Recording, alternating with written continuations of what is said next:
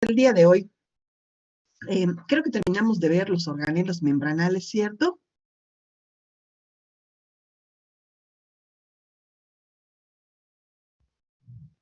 Sí, maestro.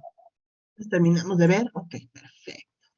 Entonces, solamente vamos a, déjenme aquí buscar la presentación que tenía yo. Entonces,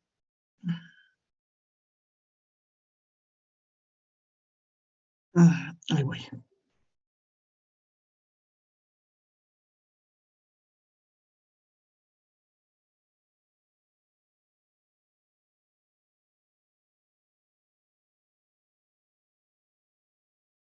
Ahí está.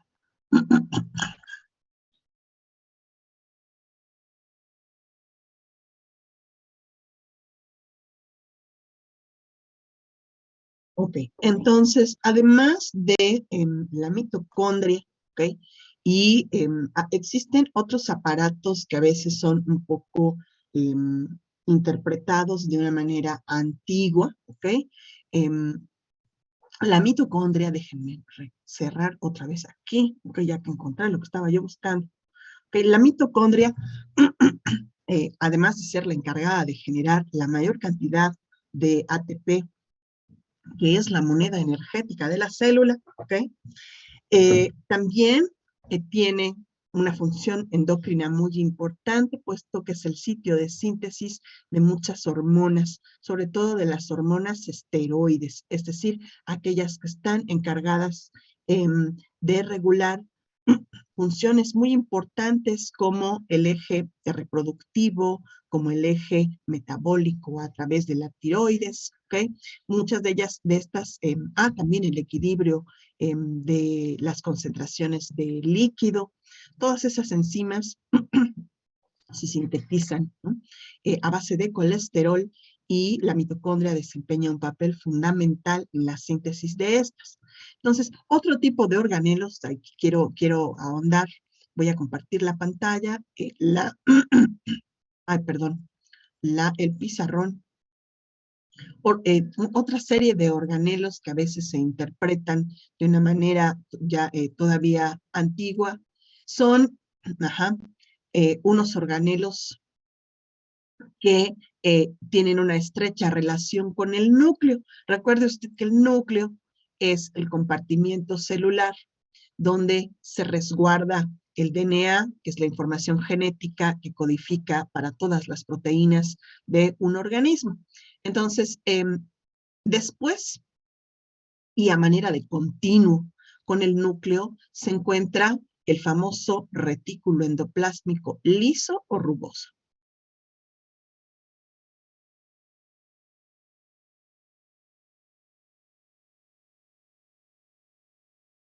A ver, ¿qué opinan ustedes?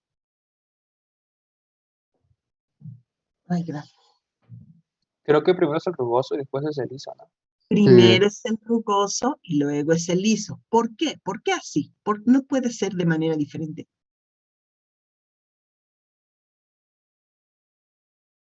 Bueno, lo voy a pintar de otra manera. ¿Por qué? ¿Qué es lo que hace rugoso al retículo endoplásmico rugoso? Exacto. Es decir, es una bolsa que está llena de canicas, como una de esas bolsas de arpilla llena de canicas, y estas canicas son los ribosomas. ¿Y cuál es la función de los ribosomas, muchachos? La síntesis proteica. Eso, la síntesis de proteínas, es decir, mensajero se sintetiza en el núcleo y es exportado hacia el retículo endoplásmico rugoso, pero además el retículo endoplásmico rugoso no es que esté por acá, ¿no? Totalmente disociado del núcleo, sino que forma en realidad un sistema de membranas, es decir, un continuo.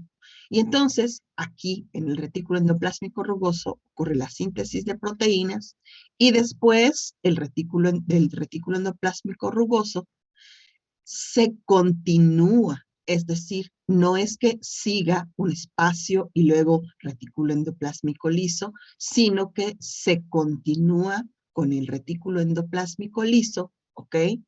Y después, con el sistema de vesículas que contienen evidentemente a las proteínas. Pueden ser proteínas que van a ser colocadas en la membrana o proteínas que van a ser colocadas, por ejemplo, aquí van en medio y cuando se libera la vesícula acá, ¿ok? Son vesículas, perdón, proteínas destinadas a la exocitosis, ¿ok?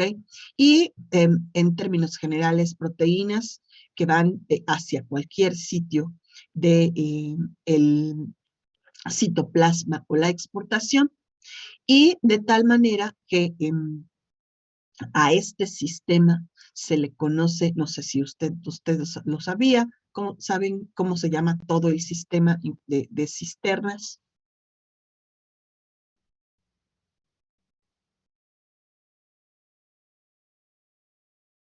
Aparato de Golgi. No, eso es la red Trans-Golgi.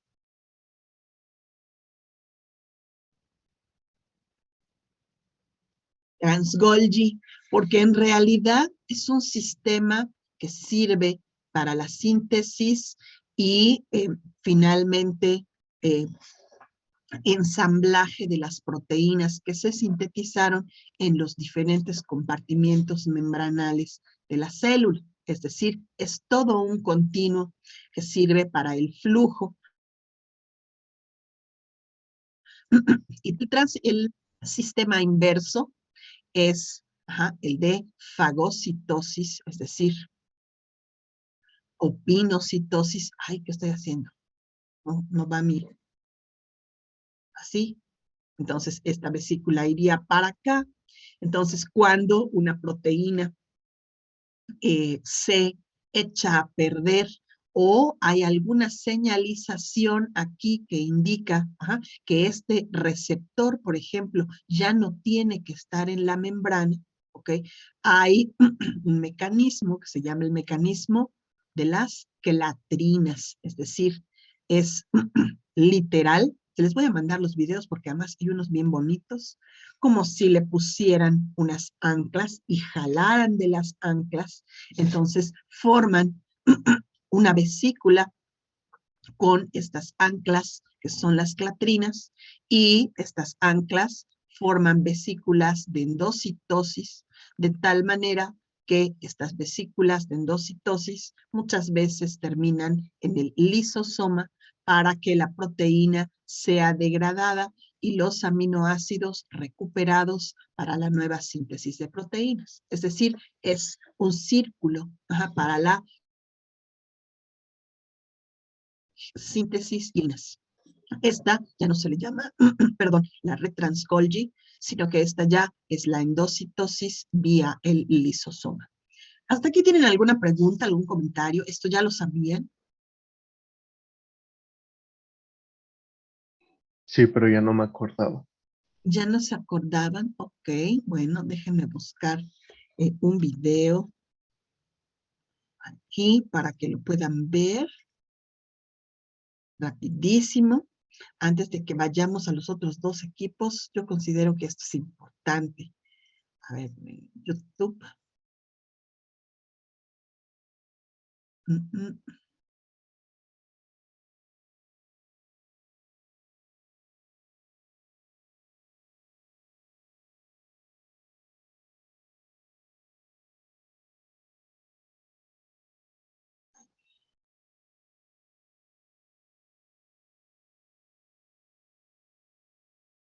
Aquí está. Ok, va. Entonces déjenme compartirles la pantalla. Es un video muy cortito. Espero que sea significativo para ustedes, ¿ok? Aquí vamos. Ay, no le puse el sonido.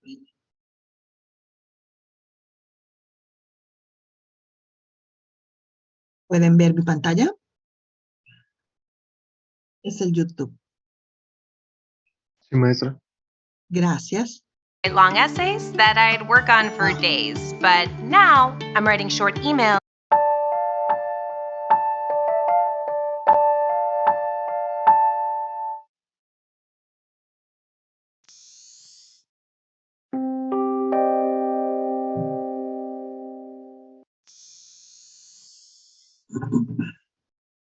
It is important that translated proteins are delivered to their specific cellular location. To accomplish this, the protein is transferred through a series of membrane structures. A principal membrane component is the Golgi apparatus. The Golgi apparatus is the sorting organelle of the cell. Proteins from the rough endoplasmic reticulum are sent to the Golgi. As the proteins move through the Golgi apparatus, they are modified and packaged into vesicles.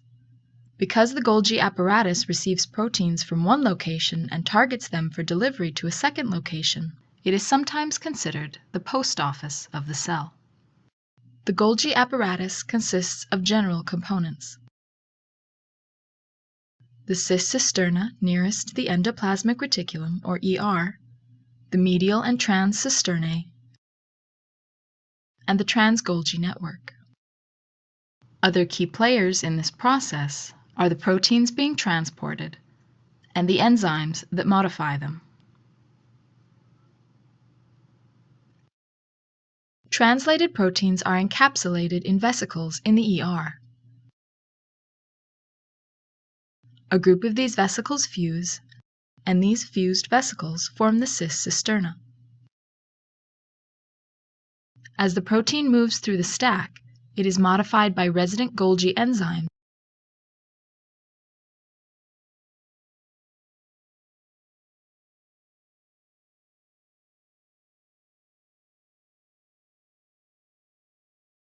at specific locations in the apparatus. These modifications are important because they provide the signal that determines the final destination of the protein. So how does the protein move through the Golgi? Movement occurs in waves. First, the cis cisterna becomes part of the medial Golgi cisternae.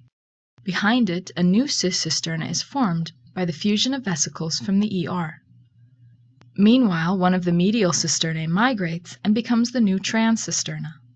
Collectively, this process is known as the cis maturation model. Proteins are sorted within the trans-Golgi network.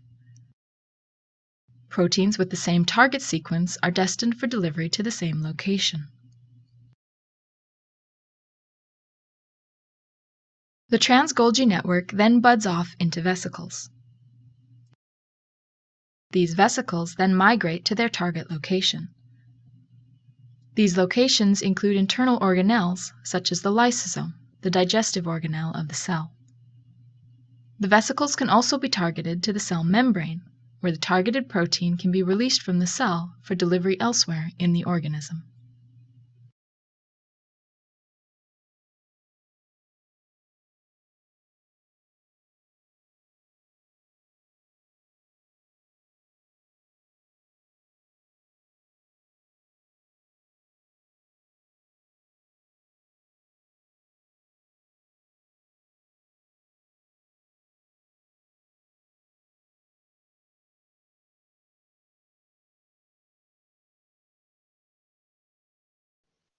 Listo. Entonces, a ver, ¿qué entendieron? Porque me está hablando mi tesista. Entonces, aquí, ya, silenciar. Okay. A ver, ¿qué entendieron? ¿Qué no sabían? ¿Qué les llamó la atención del video?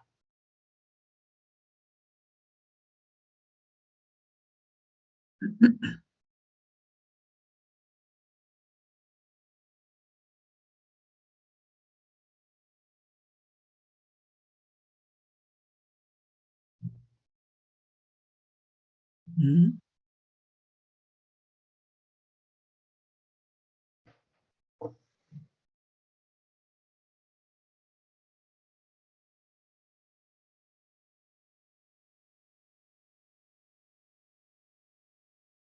Dime, Rocío, ¿sí?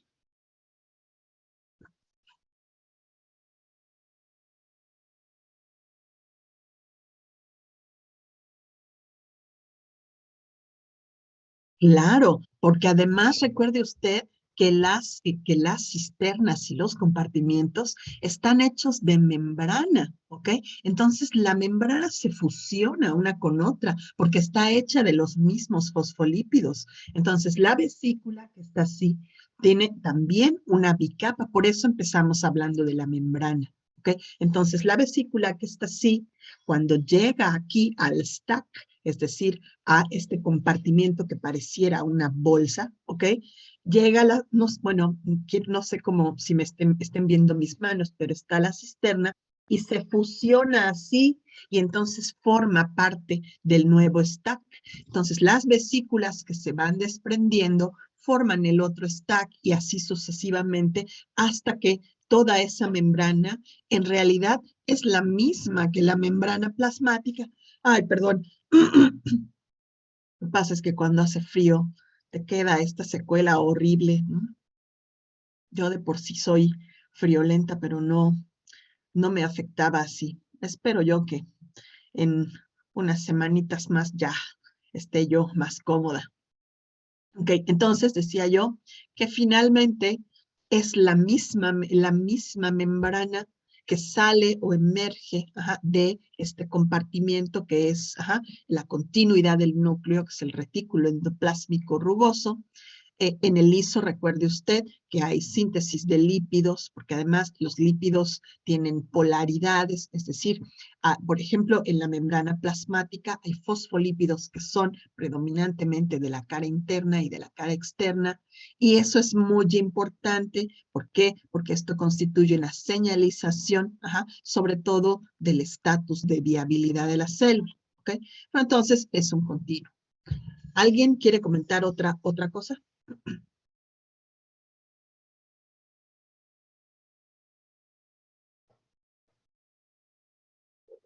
Que haya aprendido del video.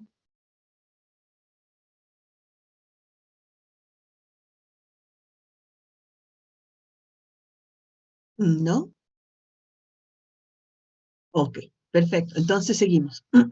Entonces, también quería mostrarles acá la presentación. Déjenme que yo encuentre Aquí está. Ok, aquí está. Esto que estamos viendo aquí, ok, es en realidad esto que estamos viendo. Vean acá. Déjenme, aquí está.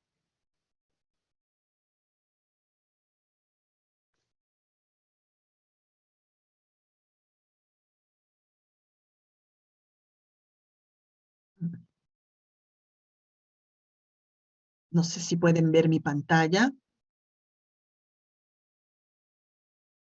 Sí.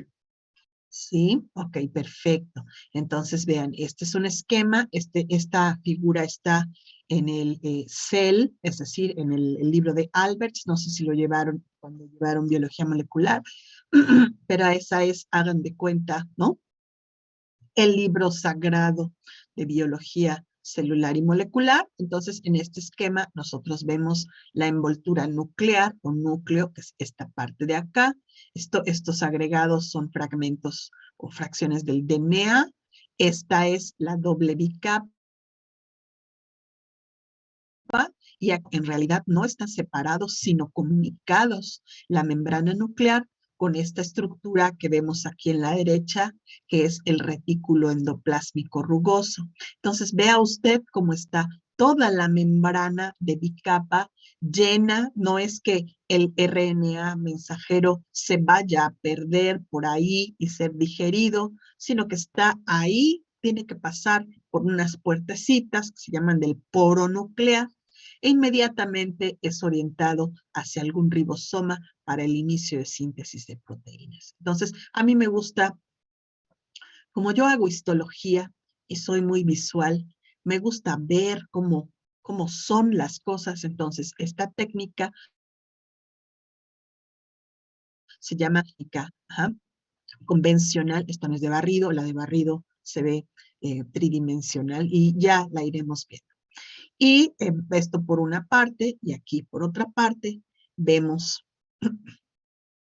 vean, esta es otra imagen muy bonita, en donde vemos el núcleo, ¿ok? Celular, el nucleolo. Aquí estos fragmentos de DNA están semicondensados, por eso no los vemos en calidad de cromosomas.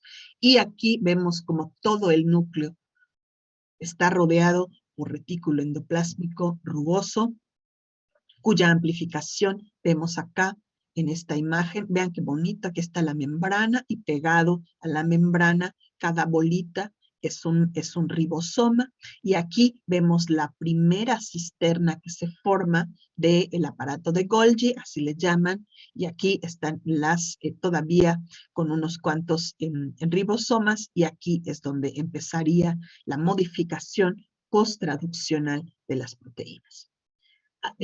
¿Alguien tiene alguna duda, pregunta de esta imagen? No, De momento no, maestro. no, es hermoso, ¿no? No sé ustedes, pero a mí, si me cuentan cómo es el retículo y lo veo, me hace más sentido. Listo. Entonces, a ver, déjenme dejar de compartir. Ahí está.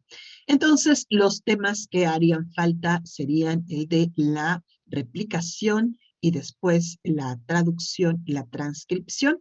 Temas que les iban a tocar a los otros equipos. Entonces, miren, yo tengo que son las 8:26. ¿Quieren que empecemos de una vez o quieren tomar unos 5 minutos para jalar un café o una leche?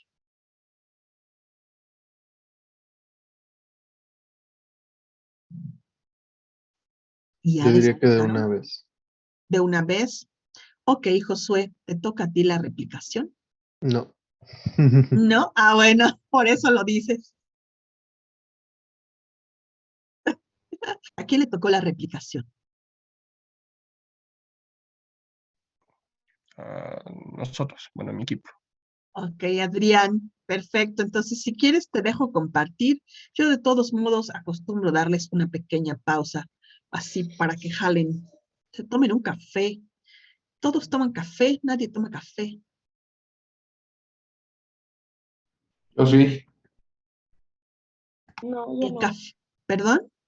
¿Tú no? Puro té igual. ¿Puro té? El café es muy satanizado, pero también es muy sabroso.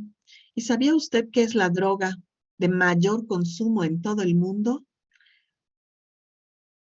Existen más consumidores de café que de cualquier otro agente que actúa sobre el sistema nervioso, y además el café es neuroprotector. Es decir, hay estudios muy sólidos en diversas poblaciones donde se ha establecido que la gente que toma café, unas 2 tazas, o unas 4 a lo largo del día, o sea, no café todo lo largo del día, ¿ok? Tienen menores probabilidades de contraer enfermedades neurodegenerativas como el Parkinson y el Alzheimer. Además, es muy rico. Ok, listo. Entonces, voy a dejar que compartan. Y ahorita que se nos acabe, casi acabamos. Maestra, ¿me podría dar permiso para compartir? Ya está, no sé si ya lo puedes ver. Es que me dice que tiene desactivado la... A ver, déjame ver otra vez. No, déjame cerrar el PowerPoint. Ay, chicos, lo que pasa es que yo no nací con chip, por eso luego lo necesito. Ahí está, a ver.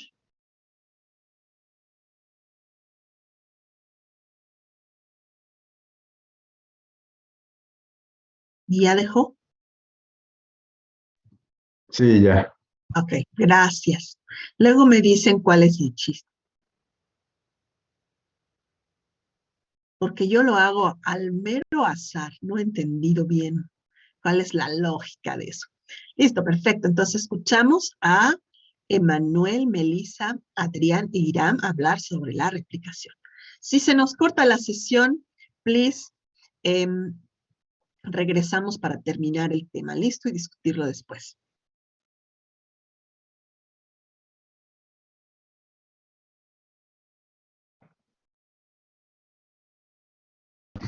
Bueno, pues nosotros vamos a presentar sobre la replicación del ADN y pues como ya lo mencionaron, eh, nuestro equipo está formado por Manuel, Melissa, Adrián y yo, Iram.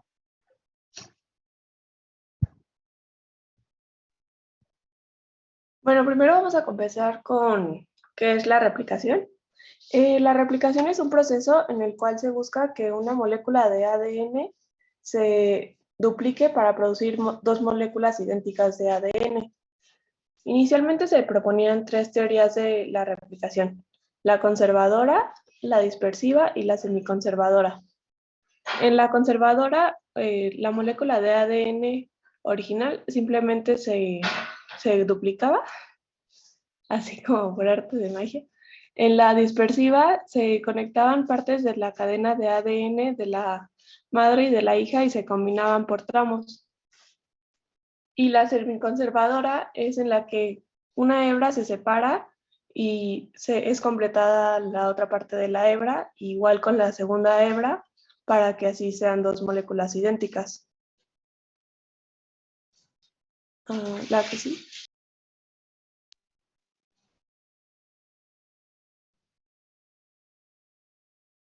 Bueno, ¿cómo se complementa cada una de las hebras?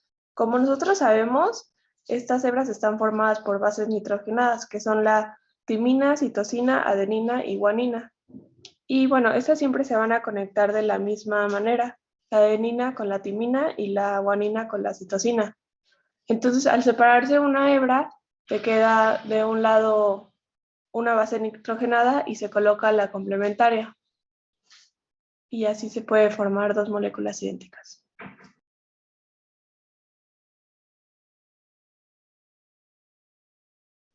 Dos Bueno. polímeros idénticos, porque el DNA se considera un polímero hecho de monómeros que son las bases nitrogenadas.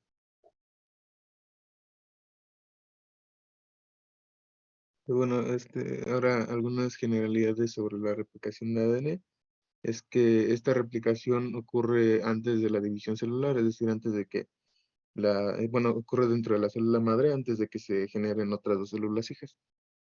La supervivencia de la célula depende de que la replicación de ADN sea lo más parecido al ADN original, es decir, que no tenga variaciones y además que esta replicación sea lo más rápido posible. La replicación de ADN obviamente debe ser rápida y precisa. De hecho, un dato curioso es que por ahí leí que una célula animal puede copiar el equivalente a 1000 libros en más o menos lo que son 8 horas. Entonces sí, es bastante y apenas con unos pocos errores, o sea, no tiene tantos errores durante la replicación. En realidad sí los tiene, no son tantos, pero Ajá. existen mecanismos que están orientados a corregir estos errores. Ahorita vemos un video. Ok, sí. Y bueno, debido a y la replicación produce dos hélices dobles a partir de la hélice original, como ya mencionaba mi compañera Melissa. Y su principal función es pasar el ADN de la célula madre a sus descendientes, es decir, a las células hijas.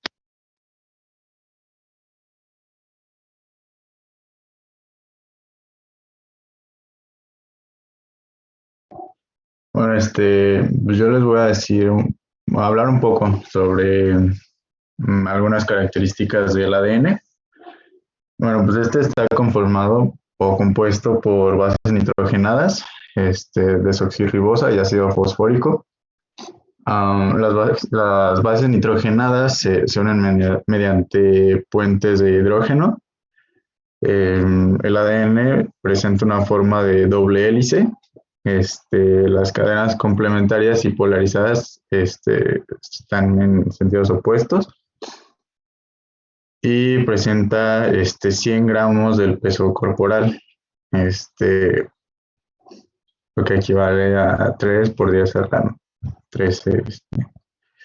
Y bueno, también les voy a hablar también un poquito más sobre la replicación. Pues como ya mencionaron anteriormente, Manuel, la replicación del ADN produce una copia de sí mismo por medio de enzimas. Este proceso es el semiconservador, porque cada uno de los dos ADN hijos tienen una cadena del ADN anterior. Y este proceso tiene tres fases, que son la iniciación, elongación y terminación.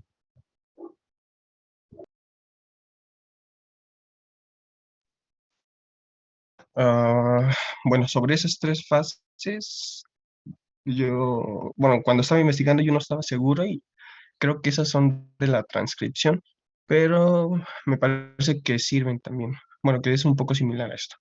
Pero bueno, primero la iniciación. Bueno, en el caso de los cromosomas bacterianos, el proceso de replicación siempre empieza en un lugar único o en una sección del ADN que se conoce como origen de replicación. Este origen de replicación es como una burbuja Ujú. en donde una serie de proteínas iniciadoras especiales y otras enzimas que se conocen como helicasas van rompiendo los puentes de hidrógeno que forman la hélice, los puentes de hidrógeno de las bases nitrogenadas, formándose una estructura con forma de Y que se conoce como horquillas de replicación, que es ahí prácticamente donde se lleva todo el proceso. Ujú. Yo tengo una pregunta. Y Y en las células que no son bacterianas, ¿dónde está el origen de replicación? las células eucariotas leí que hay muchos orígenes de replicación, no es uno o dos. Cantidad de orígenes de replicación. Las células bacterianas, más bien las procariotas en general, tienen uno o algunos, pero no muchos, y eso es proporcional a la cantidad de DNA que tienen. Mis perros están haciendo fiesta de aullidos. Ok, voy a desactivar. Mm, La siguiente, por favor. Y bueno, conforme la helicasa va abriendo o separando las hebras de ADN, existen unas proteínas que se llaman las proteínas de unión al ADN monocatenario, cuya abreviación es SCBP. Se, se pegan, digamos, en los bordes, en la horquilla donde se va abriendo, de tal forma que impiden que la doble hélice se vuelva a formar. Y por su parte, existe otra enzima que se llama topoisomerasa, que corta y vuelve a unir al ADN por debajo de las horquillas, es decir, corta la fuerza de tensión. Aquí es importante esto, porque conforme se va desenrollando el ADN, perdón, se va generando una fuerza de torsión, y como lo hace hacia ambos sentidos, digamos que la parte del medio se va tensando, tensando, y bueno, eso lo recuerdo mucho porque en la clase de biología la maestra nos hizo un ejemplo con una bufanda. La fijó en una puerta y empezó a tensarla de tal forma que ya era casi imposible seguir enrollando. Y entonces, si ocurriese eso, pues obviamente no sería posible la replicación del ADN. Y el Entonces, DNA se rompe. Ujú. Y Ujú. entonces esta enzima juega un papel pues importante en este proceso.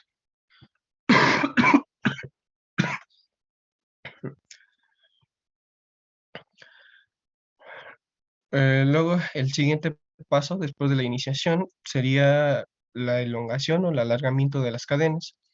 En este caso decidimos separarlo en dos, la cadena continua y la cadena retrasada.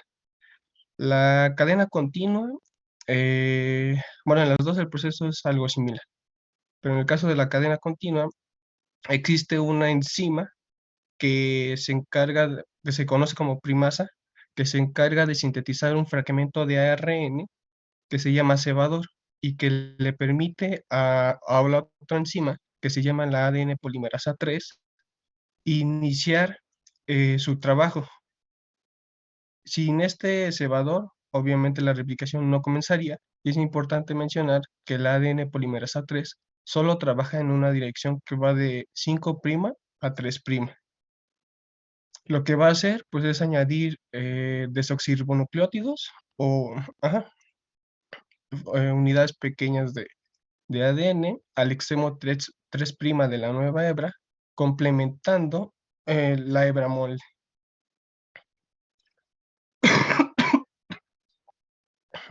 Se llama cebador o primer. Por eso la enzima se llama primasa, por primer. ¿Ok? Ok, sí. En- Perdón. Como les había mencionado, la ADN polimerasa 3 solo funciona en una dirección, pero debe de trabajar fuera de la horquilla de replicación para sintetizar la otra hebra. Y esta hebra se conoce como cadena retrasada o hebra retrasada.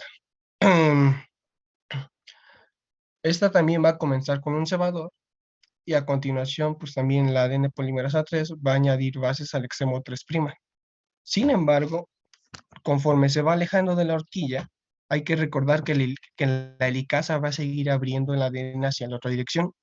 Entonces, tal como se observa en la imagen de abajo, mientras la helicasa se avanza hacia la derecha, digamos, el ADN polimerasa de la cadena retrasada está trabajando hacia la izquierda. Y nos queda un fragmento, perdón, nos queda un fragmento en donde pues parece que no se sintetiza ADN. Y esto generó un poco de controversia y duda, incluso una paradoja en los biólogos. Sin embargo, se propuso una teoría, si no mal recuerdo, es un japonés, o bueno, es un asiático de apellido Okazaki. Okazaki. Ajá. Okazaki, exacto. Y bueno, Es la siguiente, por japonés. favor. Era Así es japonés entonces. Ok. Siguiente, por favor. japonés a cuya familia le cayó la bomba de Hiroshima y Nagasaki. Ok.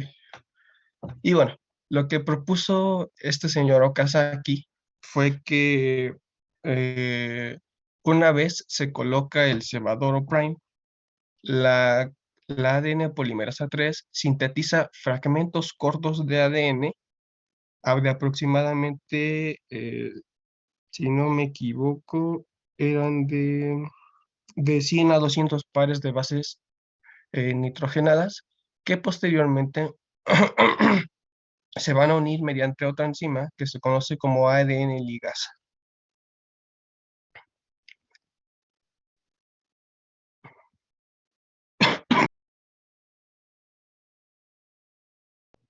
Bueno, y por último, a todo este proceso entra la enzima telomerasa, que dicha enzima cataliza la síntesis de ADN a partir de una plantilla de RNA. Esto corta el cebador o primer y a los nucleótidos restantes. Y después la enzima ADN polimerasa 1 elimina los cebadores y después los sustituye por DNA.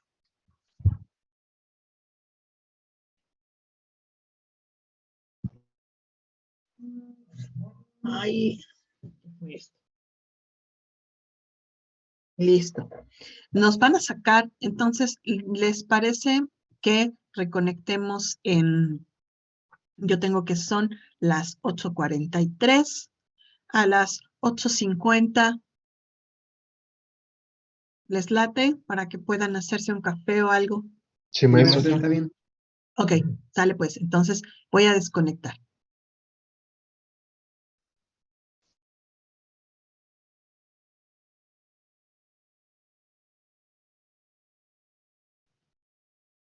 Listo, continuamos. A ver, entonces, nos sacaron cuando estábamos justo hablando de la replicación.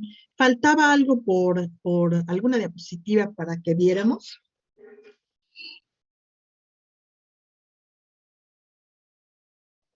No, eso era No. todo. Ok, perfecto. ¿Alguien tiene alguna duda, pregunta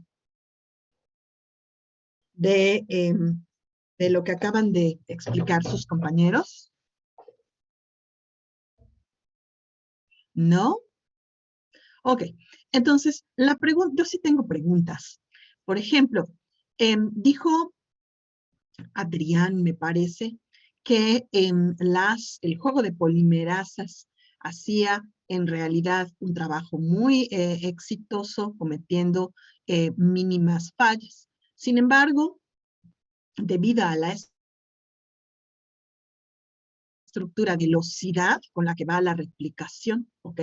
Entonces, se pueden cometer errores. Otro tipo de errores son ocasionados sobre todo por los agentes que pueden causar daño al DNA. Todos los agentes que pueden causar daño al DNA se consideran cancerígenos. ¿Por qué?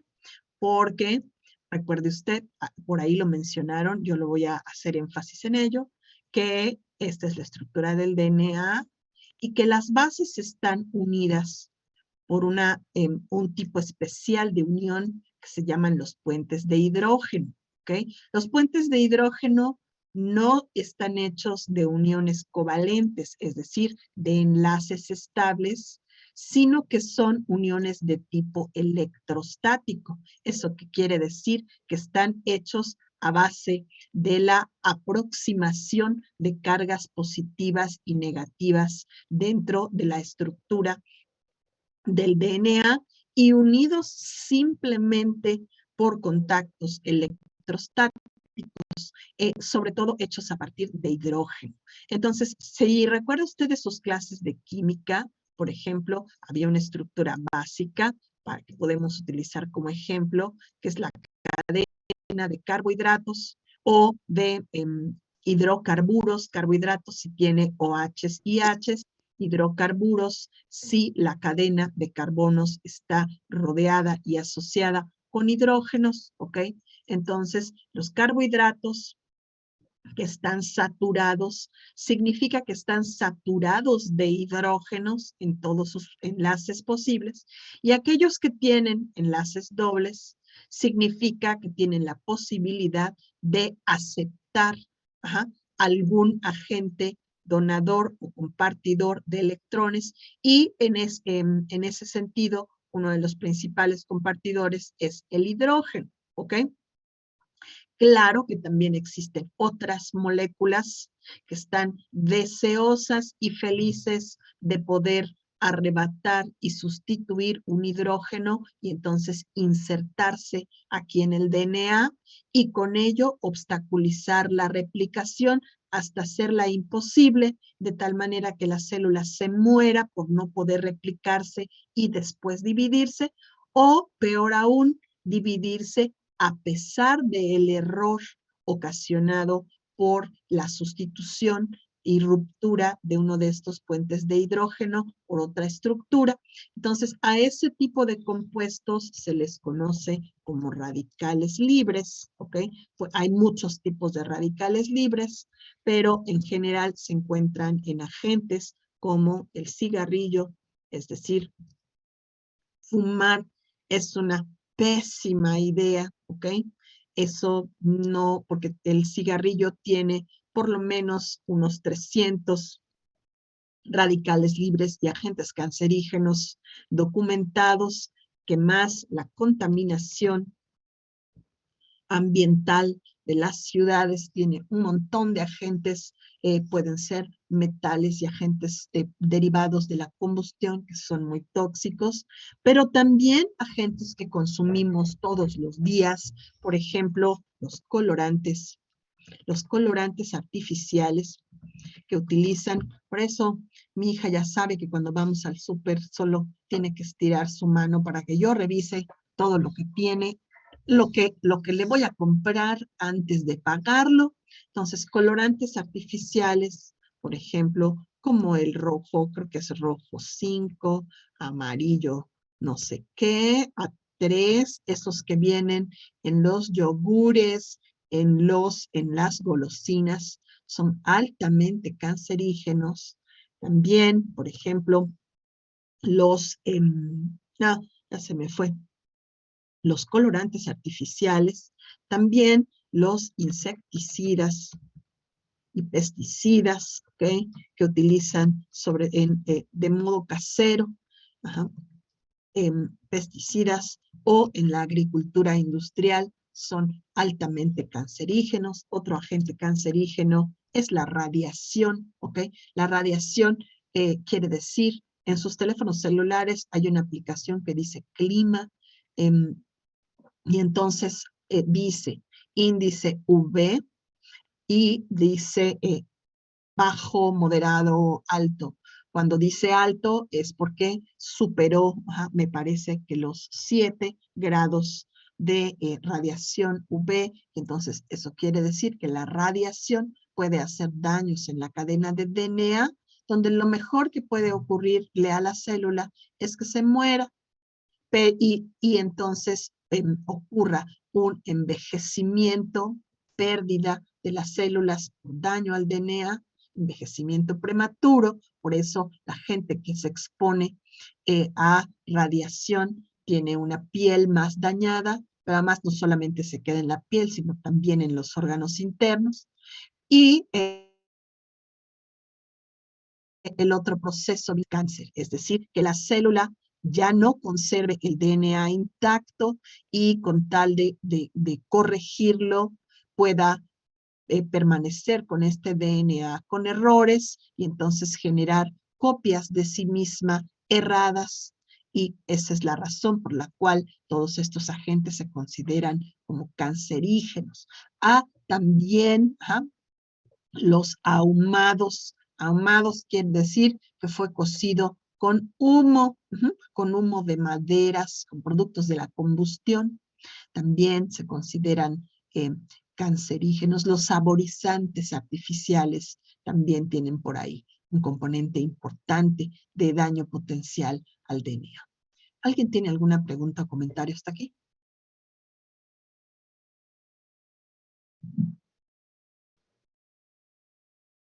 Esta es su oportunidad antes de Creo que... que de momento no, maestro. No, es decir, deje la rachera para día de fiesta al carbón, ¿ok? No mate las moscas con el insecticida, mátelas con el matamoscas, ¿ok? Trate de que lo que come no tenga, ¿no? No se vea bonito y rojo, ¿no? Sino que sea en realidad rojo, ¿ok? Y en la medida de lo posible, yo sé que no nos podemos cambiar de ciudad, pero bueno, tratar de utilizar lo menos posible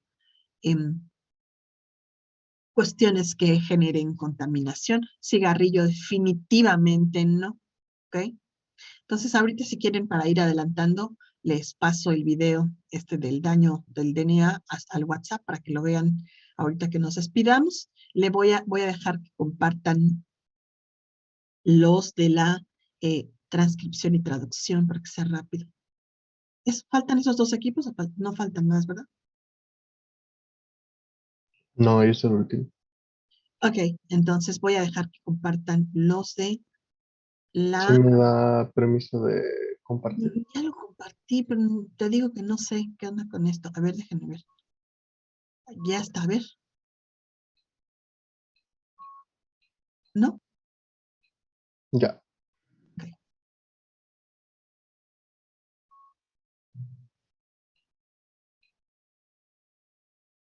Sí se ve. Ya, gracias. Ujú. No, es que ya me pasa.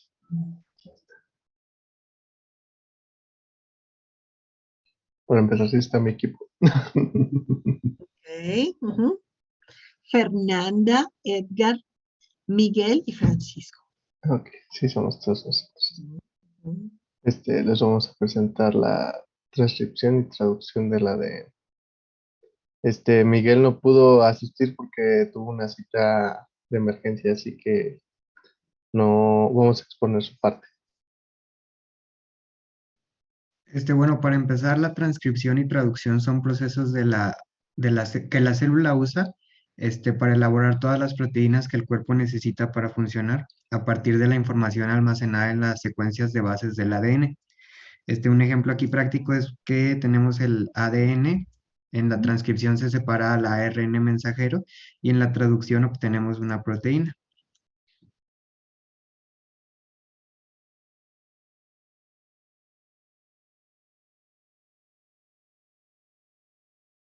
Procesos fundamentales que ocurren en nuestro genoma y este proceso se encarga de convertir el ADN en ARN y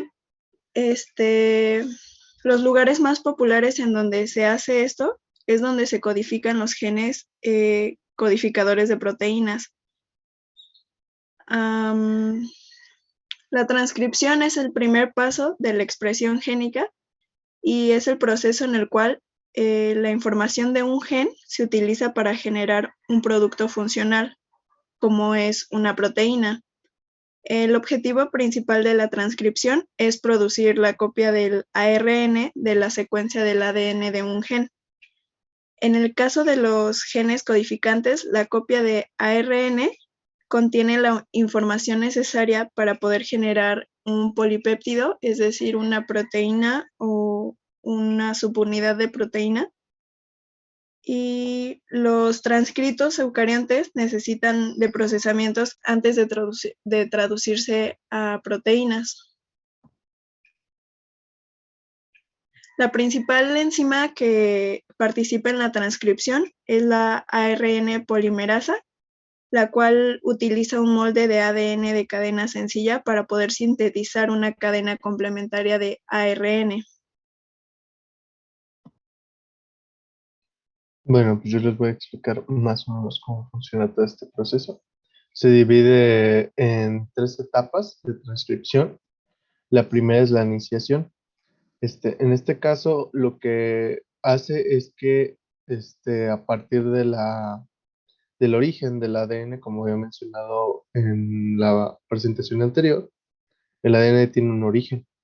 Así que en esa parte, lo que el ADN es que se abre, se divide en 2, así como se ve aquí en medio. Y ahí entra la ARN polimerasa. En la segunda parte, que se llama elongación, lo que empieza a hacer es que esta ARN polimerasa empieza a generar el ARN partiendo de la cadena molde, que va de 3' a 5' y genera una cadena de ARN de 5' a 3'. Entonces, teniendo como base el uracilo en lugar de la timina. Y finalmente tiene una tercera etapa que se llama la terminación. En esta caso, pues llega a la parte que se llama del ADN terminadora y pues ya se cierra y se va a la ARN polimerasa. Y ya, así fue como se genera un ARN mensajero, pero no es un ARN mensajero por completo todavía, sino que se llama pre-ARN mensajero. Este pre-ARN, lo que tiene son como espacios que se llaman intrones. Estos espacios es como ARN dañado, fue algo así me acuerdo. Y lo que se hacen es que se separan y se van. Y luego las partes sobrantes se llaman exones. Estas partes se vuelven a empalmar y generan ahora sí lo que se llama ARN maduro. Y ya de ahí continúa la traducción. Y bueno, el proceso de traducción también parte o consta de 3 partes. La primera, que es la iniciación. En esta, el ribosoma se ensambla alrededor del ARN mensajero que se va a leer y el primer ARN de transferencia. Los ARN de transferencia son como puentes moleculares que conectan los codones del ARN mensajero con los aminoácidos para los que codifican. Un extremo de cada ARN de transferencia tiene una secuencia de 3 nucleótidos llamados anticodón que se pueden unir a un codón específico del ARN mensajero. Después de esto sigue el proceso de la elongación, que es la etapa donde la cadena de aminoácidos se extiende. En este proceso el ARN mensajero se lee un codón a la vez y el aminoácido que corresponde a cada codón se agrega a la cadena, perdón, creciente de proteína. Después de esto, el ARN mensajero se agrega a la cadena creciente de proteína. Después se desplaza un codón sobre el ribosoma, lo que expone un nuevo codón para que se lea y esto hace que la cadena pues vaya como circulando, pues vaya, ajá, exacto. Siguiente, por favor. Finalmente, bueno, es como aquí lo vemos en la imagen, va entrando uno por uno y se van leyendo así de tres en tres. Podemos ver que es van así por partecitas y la bolita que vemos arriba es el aminoácido que después de leer se va desprendiendo y se va formando como una cadena de perlas, como si fuera un collar, se va formando y bueno, La ya cadena de polipéptido. Ajá, exacto.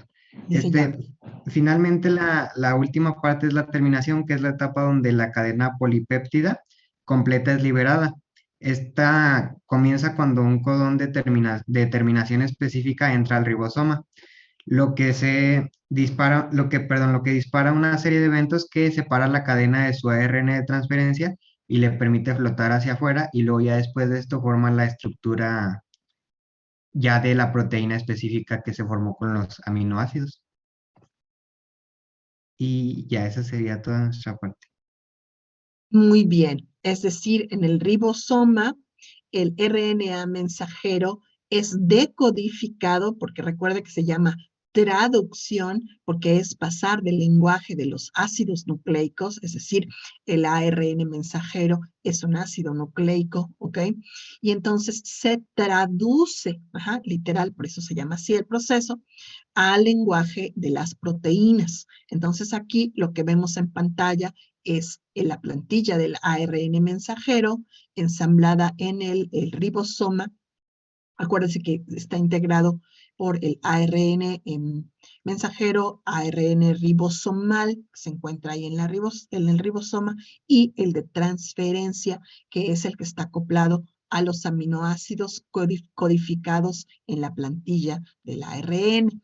Entonces, es como si fuera una hibridación, ¿ok? Donde ocurre la decodificación y entonces cada vez que llega un ARN de transferencia y se ensambla en el ARN mensajero, se van uniendo los uno a uno en una cadena de aminoácidos, que también se conoce como cadena polipeptídica, ¿ok? Hasta que se forma una proteína como si fuera un collar. Después la proteína sufre un ensamblado, si es que va a tener estructura secundaria, terciaria, incluso cuaternaria, ¿ok? En el aparato de Golgi y después en el retículo endoplásmico liso y después en el aparato de Golgi, hasta que se forma una proteína funcional que se va a ensamblar en alguna parte de la célula, sobre todo en las partes membranales. Muy bien. ¿Alguien tiene alguna pregunta, duda al respecto?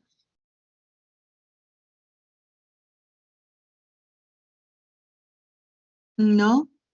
Los intrones en realidad son secuencias de ARN que están en el DNA, solo que se consideran secuencias que no codifican para la proteína, sino que pareciera que son secuencias que están ahí para proteger al DNA codificante.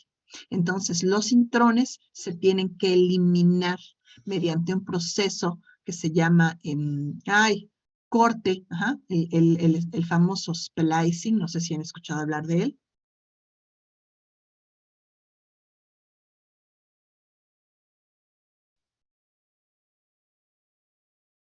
Ok, del splicing. Y en virtud del splicing es que genes grandes, por ejemplo, como el de la propiomelanocortina, ok, que pueden ser cortados y pegados de diferente manera para generar productos de proteína diferentes. Pero bueno, eso ya es, digamos que, otra historia. Bueno, hasta aquí, ¿alguien tiene alguna duda?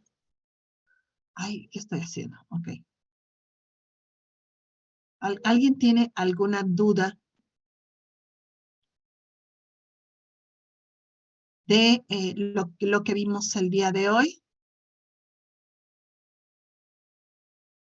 Muy bien, entonces ya para terminar, si quieren la clase, vamos a ver un video de los errores que puede ocurrir en la replicación y me parece que por programa, déjenme que yo me acuerde dónde está esto aquí.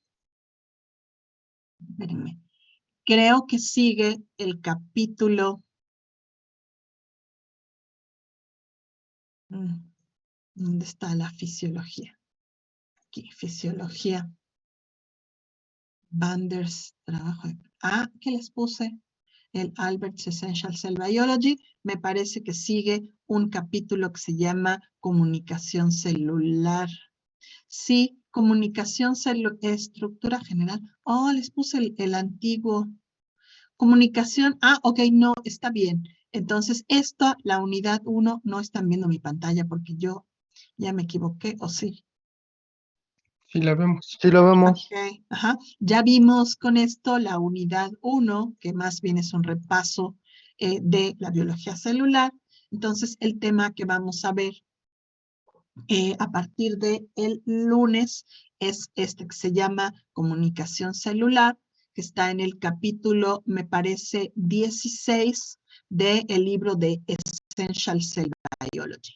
Entonces, les recomiendo mucho que usted lea el capítulo, ¿ok? Para que usted se pueda enriquecer de la clase y pueda formular preguntas y dudas, ¿ok? Entonces, ¿quedó claro eso? ¿Qué capítulo, disculpe, maestra? Creo que es el 16 del Essential Cell Biology, pero si quieren ahorita se los enseño. Essential Cell Biology. A ver, libros PDF.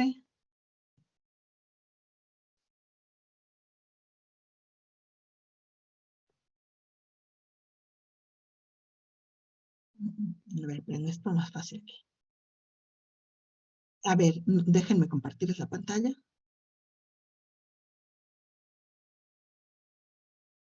¿Dónde están? Compartir pantalla. Acá es este libro que ya está subido en el Classroom. ¿Ya lo vieron? Es el Essential Cell Biology. Entonces vamos a ver. Creo que es el capítulo 16, que se llama, es el capítulo de comunicación celular. Habla un poco sobre cascadas de señalización, no sé si usted ya lo sabe.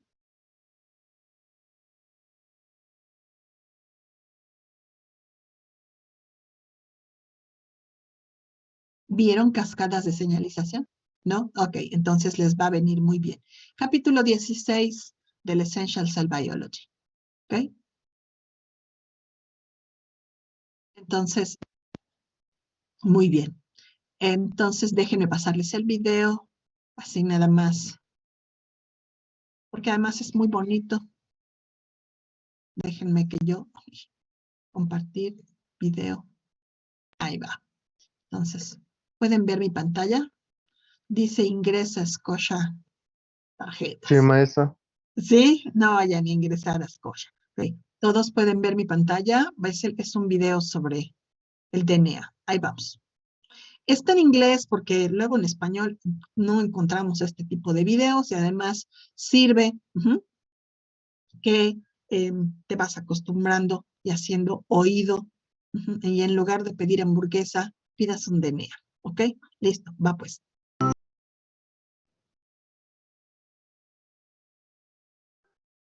Ya está. A ver, ¿algún comentario, pregunta del video que acabamos de ver?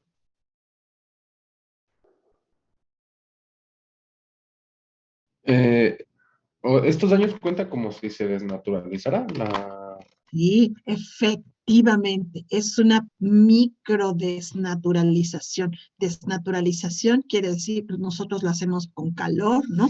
Lo fragmentas y lo rompes. Ajá, o por DNAsas, que son enzimas, ¿no? Que luego causan daño al DNA. Aquí se supone que no se desnaturaliza totalmente porque todavía conserva la capacidad de reparación por mecanismos enzimáticos normales o fisiológicos. Sí, gracias, Isaac. ¿Otra pregunta o comentario?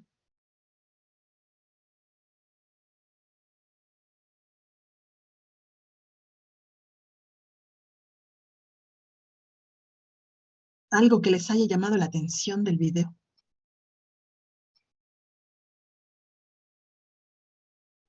A mí me llama la atención que nos haga daño el sol. Sí, pero no todo el sol. O sea, te puedes asolear con toda tranquilidad antes de las 12 del día y después de las 4 de la tarde. Es decir, que es cuando la radiación es menor y la razón por la que es menor es porque está, ¿no?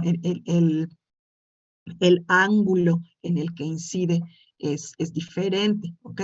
Pero sí, sobre todo en los climas donde la radiación es mayor y hace más calor, ¿ok? Asolearse no debe ser algo que no ocurra entre la 1 y las 4 de la tarde, porque es el pico justo de mayor donde más incide la radiación sobre nuestras células. Entonces tendrías que utilizar un bloqueador solar o manga larga, sombrero, gorra. Es decir, justo no tendrías que ir a tomar el camión y quedarte ahí, ¿no? Sobre todo ahora que ya quitaron un montón de árboles, ¿no?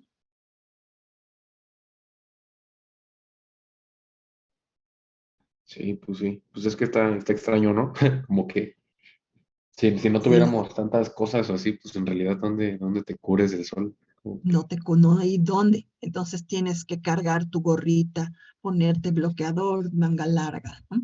Algo que te proteja un poco de la radiación justo a esa hora, ¿no? Pero yo sí los veo salir de Campus Aeropuerto ahí, tin, tin, tin, al rayo del sol, ¿no? Hoy sí hace mucho calor allá. Bueno, Los de mucho frío, pero mucho calor mucho cuando frío está y el mucho sol calor fuera. también, sí, las dos cosas. Entonces, ahora ya saben que hay que cargar, ¿no? Utilizar bloqueador para esa hora y también utilizar algo que los proteja. Gracias, Melissa. Otro comentario, chicos.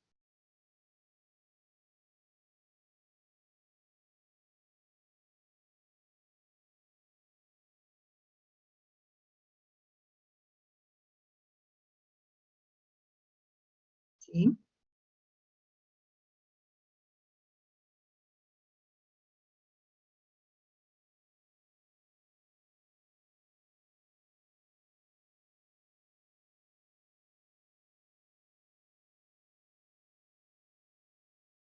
Depende de cuál sea el gen o genes que sean afectados. Cuando el gen que estaba codificado ahí ya no se puede leer, ¿no? En uno u otro, porque además la radiación podría afectar sobre todo a los tejidos que están más expuestos en el cuerpo, no necesariamente a todos, ¿ok? A todas las células, y también afecta de manera más significativa aquellas células que tienen una mayor tasa de división celular, es decir, los tejidos que se ya conocen como epitelios, como la piel, como el tubo digestivo, ¿ok? Todos esos son tejidos epiteliales. Entonces, si ese tipo de células pierde ese gen, podría ser que cause muerte celular de la célula o células afectadas, o bien que quede una célula con el genoma, con esa parte del gen afectado y que esa célula pueda replicar, o sea, su DNA, aun cuando tenga errores, y entonces hacer alteraciones en la función celular y alterar la división celular, y de esa manera se generan los cánceres. O sea, los cánceres pueden ocurrir por daño que venga del ambiente, o bien por una cuestión genética, porque ahí tenemos genes que se llaman oncogenes dentro de nuestro DNA.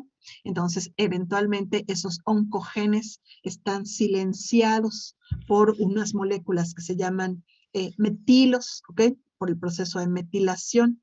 Estos metilos que creen vienen sobre todo de la dieta, de grupos, sobre todo de los vegetales y frutas. Por eso es tan importante tener una dieta que contenga vegetales, sobre todo, y fruta, más vegetales que fruta, aunque la fruta es más rica, pero bueno.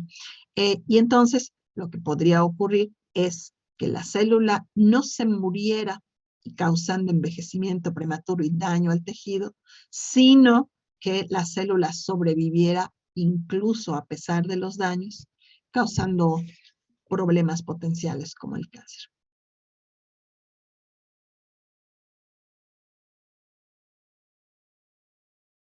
Es por eso que hay que leer las etiquetas, ¿no? Y ver que no te estés, o sea, que te estés comiendo lo que verdaderamente es comida y no lo que utilizan para atraerte hacia lo que te venden como comida, ¿ok?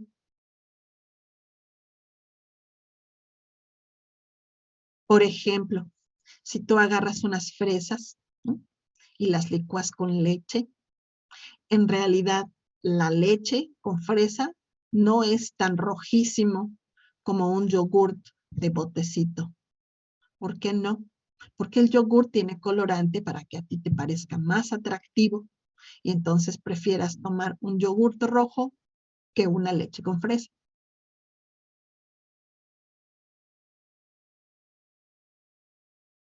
Gracias, Rocío. ¿Alguna otra pregunta, muchachos?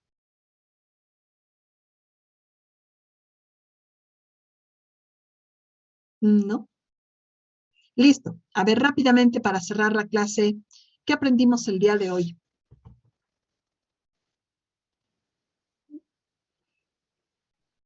Las etapas de la duplicación del ADN, que es semiconservativa.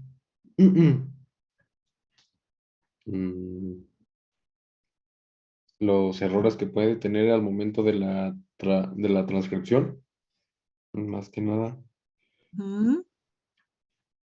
Muy bien, gracias, Isaac. ¿Alguien más que quiera comentar?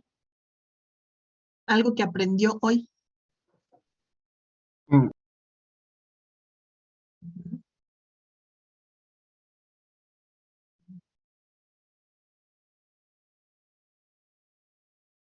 Muy bien. Adrián, ¿iba a decir algo? Que aprendí lo del complejo Trans-Golgi. Bueno, eso no lo conocía. Muy bien. Perfecto, chicos. Entonces nos veríamos el lunes. Please traten de leer el capítulo 16 para que aprovechen. Son las 9:30. Aprovechen este tiempo para desayunar. Desayunar es muy importante, algo rico y nutritivo.